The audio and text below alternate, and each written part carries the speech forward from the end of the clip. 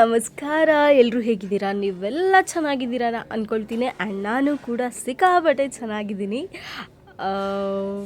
ನೀವು ಕೂಡ ಚೆನ್ನಾಗಿರಬೇಕು ಆಯಿತಾ. ಆ್ಯಂಡ್ ನಾನು ಎಕ್ಸ್ಪೆಕ್ಟ್ ಮಾಡೋದು ಅಷ್ಟೇ, ಯಾರ್ಯಾರೆಲ್ಲ ವೀಡಿಯೋಸ್ ನೋಡ್ತೀರಾ, ನೋಡೋರು ನೋಡದೇ ಇರೋರು ಎಲ್ಲರೂ ಕೂಡ ಸಿಕ್ಕಾಪಟ್ಟೆ ಚೆನ್ನಾಗಿರಬೇಕು ಅಂತ ನಾನು ಎಕ್ಸ್ಪೆಕ್ಟ್ ಮಾಡ್ತೀನಿ. ಆ್ಯಂಡ್ ಹಾಗೆ ಕೂಡ ಇರಬೇಕು.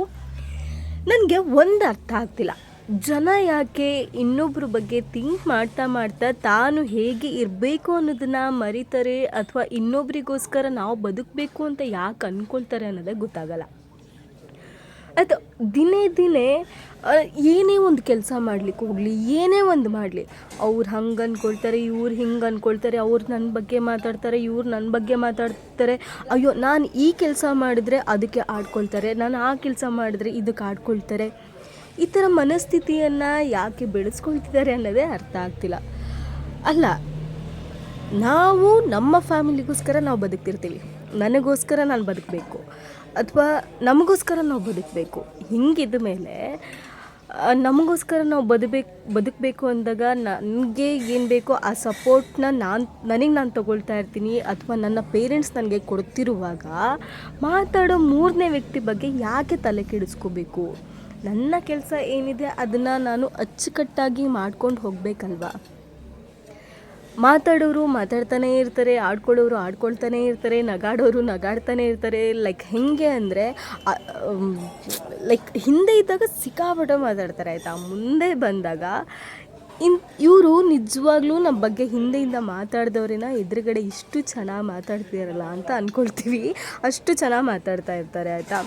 ಲೈಕ್ ಹಿಂದೆ ಇದ್ದು ಮಾತಾಡೋರ ಬಗ್ಗೆ ಯಾಕೆ ತಲೆ ಕೆಡಿಸ್ಕೋಬೇಕು ಅಲ್ವಾ. ಮುಂದೆ ಬಂದು ಹೇಗೆ ರಿಯಾಕ್ಟ್ ಮಾಡ್ತಾರೆ ಅನ್ನೋದ್ರ ಬಗ್ಗೆ ಅಷ್ಟೇ ನಾವು ಥಿಂಕ್ ಮಾಡಬೇಕು. ಎಲ್ಲದ್ರ ಬಗ್ಗೆನೂ ಮಾತಾಡ್ತಾರೆ ಅಂತ ನಾವು ಮಾಡೋ ಕೆಲಸ ಬಿಡೋಕ್ಕಾಗತ್ತೇನ್ರಿ? ಬಿಡಲೂಬಾರ್ದು ಆಯಿತಾ.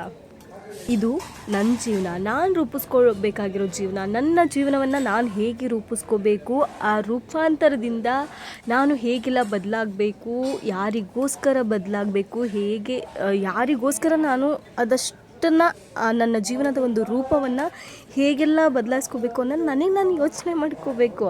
ಅದು ಬಿಟ್ಟು ಇನ್ನೊಬ್ಬರಿಗೋಸ್ಕರ ನನ್ನ ಜೀವನವನ್ನು ನಾನು ಬೇರೆ ರೀತಿ ಬದಲಾಯಿಸ್ಕೊಳಕ್ಕಾಗಲ್ಲ ಆಯಿತಾ. ನಾವು ಇನ್ನೊಬ್ಬರು ಆಡ್ಕೊಳ್ತಾರೆ, ನಗಾಡ್ಕೊಳ್ತಾರೆ ಅಂದ್ಕೊಂಡ್ರೆ ನಮ್ಮ ಜೀವನದಲ್ಲಿ ನಾವು ಏನೂ ಮಾಡಲಿಕ್ಕಾಗಲ್ಲ. ಇವತ್ತು ಯಾರೂ ಆಡ್ಕೊಂಡು ನಗಾಡೋರೆ ಮುಂದೆ ಬಂದು ಹೊಗಳೋ ಥರ ಆಗಬಹುದು ಅಲ್ವಾ. ನಾವು ಫಸ್ಟ್ ಆಫ್ ಆಲ್ ಇನ್ನೊಬ್ಬರು ಅಂದ್ಕೊಳ್ತಾರೆ ಅನ್ನೋದನ್ನು ತಲೆಯಿಂದ ತೆಗ್ದು ಹಾಕೋದನ್ನು ಅಭ್ಯಾಸ ಮಾಡಬೇಕು. ನಮಗೆ ತಿರ್ಗೋದಕ್ಕೆ ಇಷ್ಟ ಆಗತ್ತಾ, ತಿನ್ನೋದಕ್ಕೆ ಇಷ್ಟ ಆಗತ್ತಾ, ಇನ್ನೊಬ್ಬರ ಜೊತೆ ಕಾಲ ಕಳೆಯೋದಕ್ಕೆ ಇಷ್ಟ ಆಗತ್ತಾ, ಅಥವಾ ನನ್ನ ಕುಟುಂಬದ ಜೊತೆ ನಾನು ಖುಷಿಯಾಗಿರೋಕ್ಕೆ ಇಷ್ಟ ಆಗತ್ತಾ, ನಾನು ಎಲ್ಲೋ ಹೋಗಲಿಕ್ಕೆ ಬರಲಿಕ್ಕೆ ಅಥವಾ ಇಂಥ ಚಟುವಟಿಕೆಯಲ್ಲಿ ತೊಡ್ಕೊಳ್ಳೋಕ್ಕೆ ನಂಗೆ ಇಷ್ಟ ಆಗತ್ತಾ, ನಾನು ಮಾಡಿಬಿಡ್ಬೇಕು ಅದನ್ನು. ಅಯ್ಯೋ, ನಾನು ಅಲ್ಲಿ ಹೋದರೆ ಯಾರೇನು ಅಂದ್ಕೊಳ್ತಾರೋ, ಇಲ್ಲೋದ್ರೆ ಯಾರೇನು ಅಂದ್ಕೊಳ್ತಾರೋ, ಅದಕ್ಕೆ ಯಾಕೆ ತಲೆ ಕೆಡಿಸ್ಕೋಬೇಕು? ಸರಿ, ನಿನಗೇನು ಕೆಲಸ ಮಾಡಬೇಕು ಅಂತ ಇಷ್ಟ ಆಗುತ್ತೆ ಮಾಡು ಆಯಿತಾ. ನೀನು ಓದಿದ ತಕ್ಕನಾಗೆ ನಿನ್ನ ಫೀಲ್ಡಿಗೆ ಹೋಗಬೇಕಾ, ಅದನ್ನೇ ಮಾಡು. ಅಥವಾ ನಿನಗಿನ್ನೂ ಓದಬೇಕು ಅನಿಸುತ್ತಾ, ಅದನ್ನೇ ಓದು. ನಿನಗಿಂಥದ್ದೇ ಬಟ್ಟೆ ಹಾಕಬೇಕು ಅನಿಸುತ್ತಾ, ಅದನ್ನೇ ಹಾಕು. ನಿನ್ನ ಸ್ವಂತ ಕಾಲ ಮೇಲೆ ನೀನು ನಿಂತ್ಕೊಳ್ಳೋದಕ್ಕೆ ಏನಾದರೂ ವ್ಯವಹಾರ ಮಾಡಬೇಕು ಅನಿಸುತ್ತಾ, ಅದನ್ನೇ ಮಾಡು. ಅಥವಾ ನಿನ್ನ ಕುಟುಂಬದ ಜೀವನ ನಿರ್ವಹಣೆಗೆ ನಿನ್ನ ಹತ್ರ ಏನೋ ಒಂದು ಗದ್ದೆ ಇದೆ, ಜಮೀನಿದೆ, ತೋಟ ಇದೆ, ನೀನು ಸಿಕ್ಕಾಪಟ್ಟೆ ಎಜುಕೇಷನ್ ಮಾಡ್ಕೊಂಡಿದ್ಯಾ ಅಂತ ಅನಿಸಿದ್ರೂ ನಿನಗೆ ಗದ್ದೆ ತೋಟದಲ್ಲೇ ಕೆಲಸ ಮಾಡಬೇಕು ಅನಿಸುತ್ತಾ, ಅದನ್ನೇ ಮಾಡು. ಆಡ್ಕೊಳ್ಳೋರು, ಅಯ್ಯೋ ಅವನೇನಪ್ಪ ಅಷ್ಟೆಲ್ಲ ಕೆಲ್ಸಕ್ಕೆ ಅಷ್ಟೆಲ್ಲ ಓದ್ದ, ತೋಟ ಜಮೀನಲ್ಲೇ ಕೆಲಸ ಮಾಡ್ತಿದ್ದಾನೆ, ಹಿಂಗೂ ಮಾತಾಡ್ತಾರೆ. ಅವನು ಓದಿದ್ದಕ್ಕೂ ಮಾಡ್ತಿರೋ ಕೆಲಸಕ್ಕೂ ಒಂದಕ್ಕೊಂದು ಸಂಬಂಧನೇ ಇಲ್ಲ, ಅಂಥ ಕೆಲಸ ಮಾಡ್ತಾ ಇದ್ದಾನೆ ಅಥವಾ ಅಂಥ ಕೆಲಸ ಮಾಡ್ತಾ ಇದ್ದಾಳೆ ಅಂತಾರೆ. ಇನ್ ಕೇಸ್ ನೀವೆಲ್ಲಾದರೂ ಸುತ್ತಾಡಕ್ಕೆ ಹೋದರೆ, ಅವನಿಗೇನು ಬಿಡಪ್ಪ, ಮನೇಲಿ ಸಣ್ಣ ಮಾಡಿಟ್ಟಿರೋದಿದೆ, ಚೆನ್ನ ಮನೇಲಿ ಕೊಡ್ತಾರೆ, ತಿರುಗ್ತಾನೆ, ತಿಂತಾನೆ, ಇನ್ನೇನಾಗಬೇಕು ಅವರಿಗೆ ಅಂತ ಆಡ್ಕೊಳ್ಳೋದು ಹಿಂಗೂ ಇದೆ. ಕೆಲವೊಬ್ಬರು ಅದನ್ನು ಲೈಫ್ನ ಎಷ್ಟು ಎಂಜಾಯ್ ಮಾಡ್ತಾರೆ ನೋಡು, ಇದ್ದರೆ ಆ ಥರ ಇರಬೇಕು ಅಂತ ಅಂತಾರೆ ಆಯಿತಾ. ಅದು ಬಿಟ್ಟು ನೀನು ಯಾರೋ ಒಬ್ಬ ವ್ಯಕ್ತಿ ಜೊತೆ ಮಾತಾಡ್ಕೊಂಡು ನಿಂತ್ಕೋ, ಅವರ ಮಧ್ಯೆ ಏನು ಸಂಬಂಧ ಇದೆ ಅಂತ ಗೊತ್ತಿರಲ್ಲ. ಆ ಸಂಬಂಧಕ್ಕೆ ಇವರೇ ಇನ್ನೊಂದು ಸಂಬಂಧವನ್ನು ಕಲ್ಪಿಸಿ ಅದಕ್ಕೂ ಕೂಡ ಮಾತಾಡ್ತಾ ಇರ್ತಾರೆ. ಬಿಕಾಸ್ ಅವ್ರು ನಮ್ಮ ಹತ್ರನೇ ಬಂದಿರೋಲ್ಲ, ನಾವೇನು ಅನ್ನೋದು ತಿಳ್ಕೊಂಡಿರಲ್ಲ, ನಾವೇನು ಅನ್ನೋದು ಅರ್ಥ ಮಾಡ್ಕೊಂಡಿರಲ್ಲ, ನಮ್ಮ ಬಗ್ಗೆ ಏನು ಗೊತ್ತೇ ಇರಲ್ಲ. ಎಲ್ಲ ದೂರದಿಂದನೇ ಡಿಸೈಡ್ ಮಾಡ್ತಿರ್ತಾರೆ. ಓ ಇವ್ರು ಹಿಂಗೆ ಆಡ್ಕೊಳ್ಳೋದು, ನಗಾಡೋದು, ಇನ್ನೊಬ್ರ ಹತ್ರ ಹೇಳ್ಕೊಳ್ಳೋದು ಎಲ್ಲವನ್ನ ಮಾಡ್ತಿರ್ತಾರೆ. ಆಯಿತಾ, ಅಂಥವ್ರ ಬಗ್ಗೆ ನಾವು ಯಾಕ್ರಿ ತಲೆ ಕೆಡಿಸ್ಕೋಬೇಕು? ನಮ್ಮ ಜೀವನಕ್ಕೆ ನಾವೇನು ಮಾಡಬೇಕು ಅದನ್ನು ಮಾಡಿಕೊಂಡು ಹೋಗ್ತಾ ಇರಬೇಕು.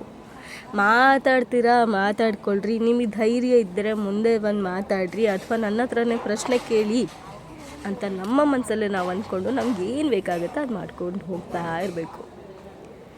ನಿನಗೆ ಎಷ್ಟು ಓದೋಕ್ಕಾಗತ್ತೆ, ಎಷ್ಟು ವರ್ಕ್ ಮಾಡೋಕ್ಕಾಗತ್ತೆ, ಎಷ್ಟು ದುಡಿಯೋಕ್ಕಾಗತ್ತೆ, ಎಷ್ಟು ತಿರ್ಗೋಕ್ಕಾಗತ್ತೆ, ಎಲ್ಲನೂ ಆಯಿತಾ. ಇವತ್ತು ಆಡ್ಕೊಳ್ಳೋರೇ ಮುಂದೆ ಹೊಗಳುತ್ತಾರೆ. ಇವಾಗ ಪ್ರೆಸೆಂಟಲ್ಲೇ ಕೆಲವೊಂದು ವಿಚಾರಗಳನ್ನು ನೋಡೋದಾದರೆ, ಇವಾಗ ನಾವು ಸೋಷಿಯಲ್ ಮೀಡಿಯಾದಲ್ಲಿ ಎಲ್ಲರೂ ಕೂಡ ವೀಡಿಯೋಸ್ನ ಮಾಡಲಿಕ್ಕೆ ಸ್ಟಾರ್ಟ್ ಮಾಡಿಬಿಟ್ಟಿದ್ದೀವಿ ಆ್ಯಂಡ್ ಮಾಡ್ತಾ ಇರ್ತೀವಿ. ಇವಾಗ ಪಬ್ಲಿಕ್ಕಲ್ಲಿ ಕ್ಯಾಮ್ರಾ ಎತ್ಕೊಂಡು ಹೋದ ತಕ್ಷಣ ಹಿಂದೆ ಇದ್ದವ್ರು ಸಾವಿರಾರು ಮಾತಾಡ್ತಾ ಇರ್ತಾರೆ. ಅಯ್ಯೋ ವಿಡಿಯೋ ಇಲ್ಲಿ ಬೀದಿಲೆಲ್ಲ ಮಾಡ್ಕೊಂಡು ಹೋಗ್ತಾರೆ ಅಂತ ಮಾತಾಡೋದು ತಲೆ ಕೆಡ್ಸ್ಕೊಳಕ್ಕಾಗತ್ತಾ?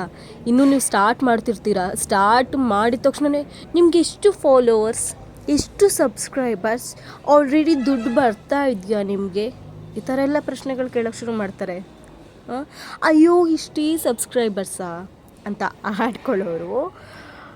ನಾವು ನಮ್ಮ ಕೆಲಸವನ್ನು ಯಾವಾಗ ಕಂಟಿನ್ಯೂಸ್ ಆಗಿ ಅದ್ರ ಕಡೆ ಫೋಕಸ್ ಮಾಡಿ ನಮ್ಮ ಕೆಲಸವನ್ನು ನಿರಂತರವಾಗಿ ಮಾಡ್ತಾ ಹೋಗ್ತೀವಿ, ಆವಾಗಷ್ಟೇ ನಾವು ಆ ಒಂದು ಕ್ಷೇತ್ರದಲ್ಲಿ, ಆ ಒಂದು ವಿಚಾರದಲ್ಲಿ ಸಕ್ಸಸ್ನ ಕಾಣಲಿಕ್ಕೆ ಸಾಧ್ಯ ಆಗುತ್ತೆ ಅನ್ನೋದು ನನ್ನ ಅಭಿಪ್ರಾಯ. ಅದನ್ನು ನಾವು ಕಂಟಿನ್ಯೂ ಮಾಡಲೇಬೇಕಾಗತ್ತೆ. ಆಯಿತಾ, ಇವತ್ತು ನಾನು ಮಾಡೋ ಕೆಲಸಕ್ಕೆ ಇಷ್ಟು ಪ್ರತಿಫಲ ಸಿಗ್ತಿರಬಹುದು, ಹೇಳೋಕ್ಕಾಗಲ್ಲ. ನಾನು ಇದನ್ನೇ ಕಂಟಿನ್ಯೂ ಮಾಡಿಕೊಂಡು ಇದನ್ನು ನನ್ನ ಒಂದು ಜವಾಬ್ದಾರಿ, ಇದನ್ನು ನನ್ನ ಒಂದು ಕೆಲಸ ಅಂತ ತಗೊಂಡು ಹೋದಾಗ ಅದಕ್ಕೆ ಪ್ರತಿಫಲವಾಗಿ ಬೇರೆ ಸಿಕ್ಕಬಹುದು, ಸಿಗದೇನೂ ಇರಬಹುದು. ಸಿಗಲಿಲ್ಲ ಅಂತ ಬೇಸರ ಮಾಡ್ಕೊಂಡು ಕೂರ್ಲಿಕ್ಕಾಗಲ್ಲ, ಅಥವಾ ಸಿಕ್ತು ಅಂತ ಹಿಗ್ಗೋಕ್ಕಾಗಲ್ಲ, ಸಿಗಲಿಲ್ಲ ಅಂತ ಕುಗ್ಗೋಕ್ಕಾಗಲ್ಲ. ಸೊ ಸಿಗದೇ ಇದ್ರೂ ಅದನ್ನು ನಾವು ತುಂಬ ಸುಲಭವಾಗಿ ಸ್ವೀಕರಿಸಿ ಅದನ್ನು ತಗೊಂಡು ಹೋಗುವಂತಹ ಕೆಲಸ ಕಾರ್ಯಗಳನ್ನ ನಾವು ಮಾಡ್ಕೋಬೇಕಾಗತ್ತೆ. ಸೊ ನಾವು ಏನೇ ಒಂದು ಕೆಲಸ ಮಾಡ್ತೀವಿ ಅಂದರೆ ಎಲ್ಲದರಲ್ಲೂ ಹಾಡ್ಕೊಳ್ತಾರೆ ಕಣ್ರಿ. ಇವತ್ತು ಚಪ್ಪಲಿ ಹೊಲಿಯೋನ್ನ ಹಾಡ್ಕೊಳ್ತಾರೆ ಎಷ್ಟೋ ಜನ, ಆಯಿತಾ. ಆದರೆ ಈ ಜನ ಅರ್ಥ ಮಾಡ್ಕೊಳ್ಳಲ್ಲ, ಆ ಚಪ್ಪಲಿ ಹೊಲಿಯೋರಿಲ್ಲ ಅಥವಾ ಚಪ್ಪಲಿ ಮಾರಾಟ ಮಾಡೋರಿಲ್ಲ ಅಂದರೆ ಇವತ್ತು ಕಾಲ್ನಡಿಗೆಯಲ್ಲಿ ಅವ್ರಿಗೆ ನಡೆಯೋದಕ್ಕಾಗಲ್ಲ, ಆಯಿತಾ. ಇವಾಗ ಚಪ್ಪಲಿಲಿರೋ ಬಿಸ್ನೆಸ್ಸು ಇನ್ಯಾವುದ್ರಲ್ಲೂ ಇಲ್ಲ ಅನ್ನೋ ಥರ ಆಗಿದೆ. ಇವತ್ತು ಬಟ್ಟೆ ವ್ಯಾಪಾರ ಮಾಡೋದ್ರ ಬಗ್ಗೆ ಆಡ್ಕೋಬೋದು. ಇವತ್ತು ಬಟ್ಟೆ ಇಲ್ದೇ ಓಡಾಡ್ತಾರೆ ಬೀದಿಲಿ, ಅಟ್ಲೀಸ್ಟ್ ಅರ್ಧಂಬರ್ಧ ಬಟ್ಟೆನಾದರೂ ಶೋಕಿಗೋಸ್ಕರ ಹಾಕೊಂಡು ಓಡಾಡ್ತಾರೆ, ಆಯಿತಾ. ಇವರಿಗೆ ಮರ್ಯಾದೆ ಮುಚ್ಕೊಳ್ಳೋದಕ್ಕೆ ಬಟ್ಟೆ ಆದರೆ ಅವರಿಗೆ ಅದು ವ್ಯಾಪಾರ. ಇವತ್ತು ವಿಡಿಯೋ ಮಾಡುವಾಗ ಒಂದಷ್ಟು ಜನ ಆಡ್ಕೊಳ್ತಿದ್ದಾರೆ ಅಂದರೆ ಗೊತ್ತಿಲ್ಲ, ಮುಂದೆ ನೀನು ಬೆಳೆದ ಮೇಲೆ ನಿನ್ನ ಹತ್ರ ಬಂದು ಅವರಾಗೆ ಯಾರು ಆಡ್ಕೊಂಡಿರ್ತಾರೆ ಅವರಾಗೆ ಬಂದು ನಿನ್ನ ಹತ್ರ ಖುಷಿಯಾಗಿ ಮಾತಾಡಿ, ನಿಮ್ದ ವೀಡಿಯೋಸ್ ನೋಡಿದ್ದೆ, ಅವಾಗ ಹೆಂಗೆಲ್ಲ ಮಾಡ್ತಿದ್ರಿ, ಇವಾಗ ಹೆಂಗೆಲ್ಲ ಮಾಡ್ತಿದ್ದೀರಾ ಅಂತ ಮಾತಾಡ್ಬೋದು. ಸೊ ನಾವು ಮಾಡುವಂತಹ ಪ್ರತಿಯೊಂದು ಕೆಲಸದಲ್ಲೂ ಆಡ್ಕೊಳ್ಳೋರು ಎದ್ದೇ ಇರ್ತಾರೆ ಕಣ್ರಿ. ಆಡ್ಕೊಳ್ಳೋರ ಬಗ್ಗೆ ನಾವು ತಲೆ ಕೆಡಿಸ್ಕೊಳ್ಳೋದನ್ನ ಬಿಡಬೇಕು.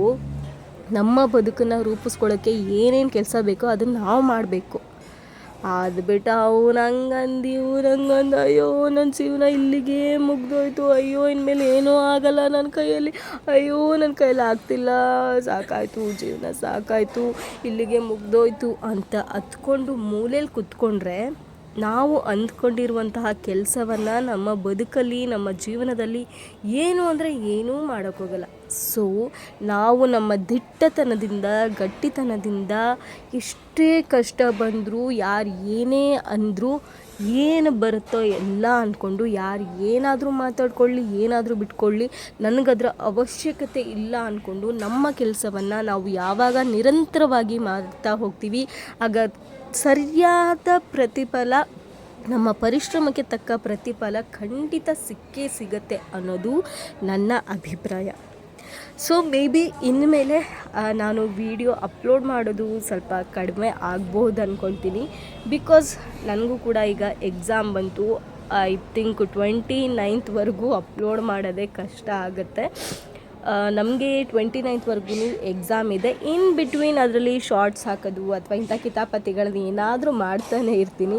ಸೊ ನಿಮ್ಮ ಸಪೋರ್ಟ್ ಖಂಡಿತ ಬೇಕೇ ಬೇಕು ನನಗೆ. ಆ್ಯಂಡ್ ಯಾರೆಲ್ಲ ನಿರಂತರವಾಗಿ ನನ್ನ ವೀಡಿಯೋಸ್ನ ನೋಡ್ತಾ ಇದ್ದೀರಾ ಅವ್ರಿಗೆಲ್ಲ ಥ್ಯಾಂಕ್ ಯು ಸೋ ಮಚ್. ಹೀಗೆ ನಿಮ್ಮ ಸಪೋರ್ಟ್ ಇರಲಿ ಅಂತ ಹೇಳ್ತಾ, ಸೊ ನಿಮ್ಮ ಲೈಫಲ್ಲಿ ಯಾವುದೇ ರೀತಿ ಯಾವುದೇ ಕಾರಣಕ್ಕೂ ನಿಮ್ಮ ಲೈಫಲ್ಲಿ ತಪ್ಪು ನಿರ್ಧಾರಗಳನ್ನು ತಗೋಬೇಡಿ. ಜನಗಳ ಬಗ್ಗೆ ಥಿಂಕ್ ಮಾಡಬೇಡಿ. ಸಮಾಜದಲ್ಲಿರುವಂತಹ ಜನಗಳು ತಾವು ನೆಟ್ಟಿಗಿಲ್ಲ ಅಂದರೂ ಇನ್ನೊಬ್ಬರ ಬಗ್ಗೆ ಮಾತಾಡೋದನ್ನಂತರೂ ಬಿಡಲ್ಲ. ತನ್ನ ಮನೇಲೆ 100 ದೋಸೆಲಿ 100 ತೂತಿದ್ರು ಇನ್ನೊಬ್ಬರು ಮನೆ ದೋಸೆಲಿ ಅಯ್ಯೋ ನಿಮ್ಮ ಮನೆ ದೋಸೆ ಇಷ್ಟೊಂದು ತೂತಿದೆಯಾ ಅಂತ ಯೋಚನೆ ಮಾತಾಡೋದು ನಮ್ಮ ಸಮಾಜದಲ್ಲಿ ತಪ್ಪಿದ್ದಲ್ಲ, ಆಯಿತಾ. ಅದು ಆವಾಗಲಿಂದ ನಿರಂತರವಾಗಿ ಬಂದಂತಹ ಒಂದು ಪರಂಪರೆ ಹಾಗೆ ಮುಂದುವರಿತಾ ಇರುತ್ತೆ.